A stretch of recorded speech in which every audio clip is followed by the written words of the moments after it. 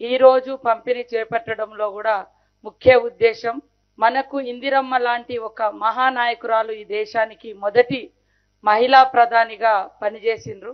ఒక విడోగా ఉండి కూడా ఈ దేశాన్ని ఎంత అద్భుతంగా మరి పరిపాలించింది అనేది మీ అందరికీ తెలుసు. మనం కూడా మన జీవితాలలో రకరకాల సమస్యలు, కష్టాలు, కన్నీళ్లు ఎదురైనప్పుడు ఉక్కు సంకల్పంతో, ఇందిరమ్మ స్ఫూర్తితో మనం ఎదగాలనే లక్ష్యంతో ఈ రోజు పంపిణీ కార్యక్రమానికి మన ముఖ్యమంత్రి గారు మరి శ్రీకారం చుట్టడం జరిగింది. ముఖ్యంగా సెర్ఫ్ అనేది కూడా పేదరిక నిర్మూలన.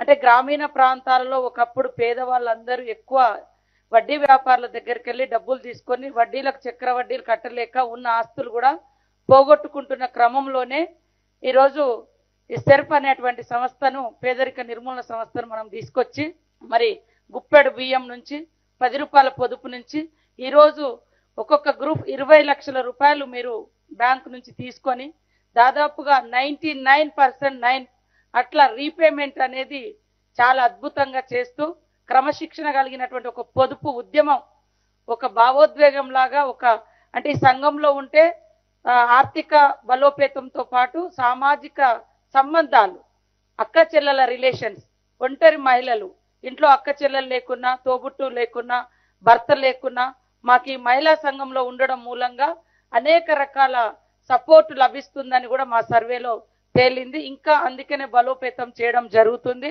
దయచేసి మీరందరూ కూడా ఈ రోజు ఈ పంపిణీ కార్యక్రమాన్ని రకరకాల పొలిటికల్ లీడర్స్ ఏదో చేయాలని చూస్తున్నారు.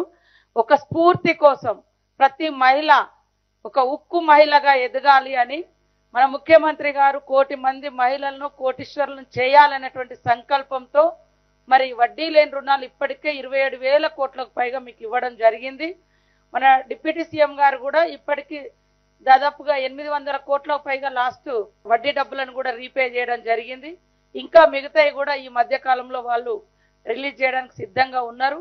కాబట్టి మీరు ఒక క్రమశిక్షణతోటి ఎక్కడికి వెళ్ళినా ఈ చీరతో చూస్తే వీళ్ళు మహిళా సంఘం వాళ్ళు కాబట్టి ఇంత క్రమశిక్షణగా ఉన్నారు, ఉందాతనంగా ఉన్నారు అనేది కూడా మనం తీసుకురావాలి. ఆకాశమే అద్దగా ఎదగాలని ఆ కలర్ కూడా ఆకాశం కలర్ని తీసుకొచ్చినాం, చీరల కలర్.